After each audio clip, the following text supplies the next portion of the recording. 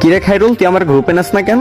দেখো না গ্রুপে নিতে আছি না, বারবার তাহলে ইনভাইট করতে আছো কেন?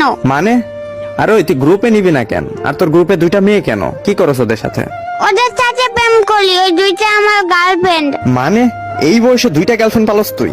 ওই হ্যালো মিস্টার, আপনার সমস্যা কি? আপনি ওর সাথে এভাবে কেন কথা বলতেছেন? ঠিকই তো, আমার খাইরুল জানটার সাথে কেন এভাবে কথা বলতেছেন আপনি?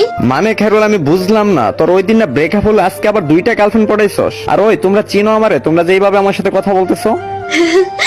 লল, এই নে কি খা। কিরে ভাই, আমারে কিক দিয়ে দিল? দেখি আবার গ্রুপে যায়, মানে আমারে কিক দিছে গেমিং হাসিবকে। এই হ্যালো, সমস্যা কি? আপনি আমার কিক দিলেন কেন? আর এই খাইরুল তোর গ্রুপ থেকে আমারে কিক দেয় কেন? এই নিয়ে যা আরেকটা কি খা। মানে কি ভাই, আমার আবার কিক দিয়ে দিল? না দাঁড়া, দেখাচ্ছি মজা।